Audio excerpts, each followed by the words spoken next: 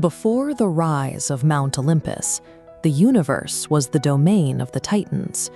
Their king, Cronus, ruled over a primal landscape that existed long before the first humans walked the earth. Cronus had taken this throne by force. When his father, Uranus, imprisoned his own children within the earth, Cronus waited in the shadows with a sickle forged by his mother, Gaia, and struck his father down. This initial act of patricide set the tone for the new era. Cronus founded his kingdom on the blood of his predecessor, proving that in the age of the Titans, authority was synonymous with betrayal. Having seized power through treachery, Cronus lived in constant expectation of his own downfall. He knew that a crown won through a sickle could be lost just as easily. The fear became reality when Gaia and Uranus delivered a prophecy. They warned Cronus that just as he had overthrown his father, one of his own children would someday rise to overthrow him. Pacing quickened slightly. Cronus collapsed into a state of total paranoia. He viewed his growing family not as heirs, but as direct rivals to his absolute control over the cosmos. When Rhea gave birth to their first daughter, Hestia, Cronus reacted with desperate speed. He took the newborn and swallowed her whole, attempting to physically consume the threat to his reign. This diagram shows the systematic erasure of the next generation. As Rhea birthed Demeter, Hera, Hades, and Poseidon, Cronus consumed them, trapping his destiny. Being immortal, they remained alive, growing to adulthood in the darkness of their father's stomach, in a state of living imprisonment. Cronus believed he was successfully hoarding his power. In reality, by swallowing his children, he was centralizing all his enemies into a single place, ensuring that when his downfall finally came, it would come from within. To save her final child, Rhea handed Cronus a large stone wrapped in heavy blankets.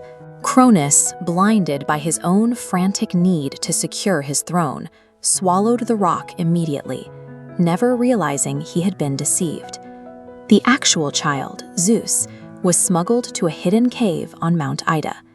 On the island of Crete, he was raised in secret, nourished by the milk of the magical goat Amalthea.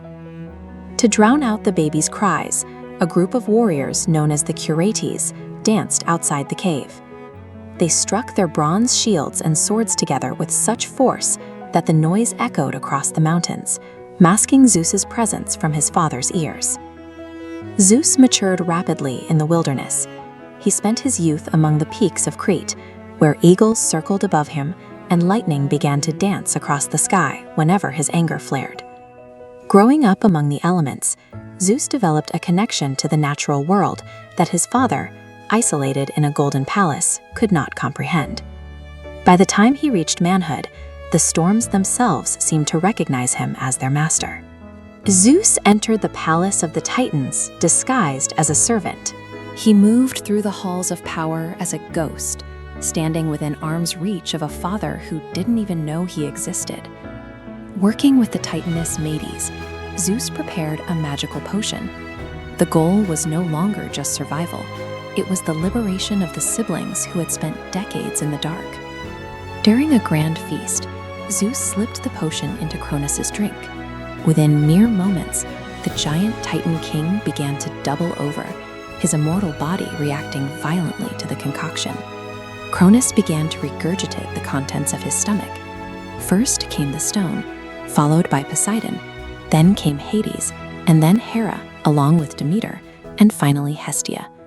They emerged not as infants, but as fully grown gods, ready for a reckoning.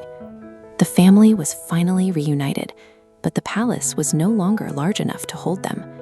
The rescue was complete, and the declaration of war had been made. This triggered the Titanomachy, a 10-year war that shattered the crust of the earth. The fighting was so intense that mountains crumbled and rivers were forced into entirely new courses across the landscape. Despite their resolve, the young Olympians struggled. The Titans possessed a massive, raw physical strength that threatened to crush the uprising before it could secure the throne. To tip the scales, Zeus descended into the depths of the earth to free the Cyclopes and the 100-handed ones. These were prisoners Cronus had feared most, and now they owed their freedom to Zeus. This diagram illustrates the technological turning point of the war. The Cyclopes forged 3 legendary weapons: the thunderbolt for Zeus, the trident for Poseidon, and a helmet of invisibility for Hades.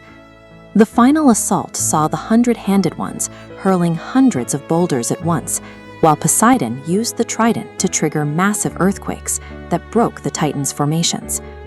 At the center of the storm, Zeus faced Cronus. As the Titan swung his sickle, Zeus unleashed the full power of the thunderbolt, a strike of such intensity that it lit the entire sky and finally brought the Titan king to his knees. With the fall of Cronus, the prophecy was fulfilled. The son had successfully taken the throne from the father, ending the era of the Titans. The defeated Titans were cast into Tartarus, a prison deep beneath the underworld. They were locked away forever, guarded by the very 100-handed ones they had once imprisoned. This chart shows how Zeus reorganized the universe. Instead of ruling as a tyrant, he divided existence into 3 realms. Zeus took the heavens, Poseidon the seas, and Hades the underworld. Each held absolute authority, creating a new system of shared power. The establishment of Mount Olympus brought an end to the cycle of betrayal. For the first time, the universe was governed by a balanced council of gods, marking the start of an age defined by justice rather than the paranoia of a single king.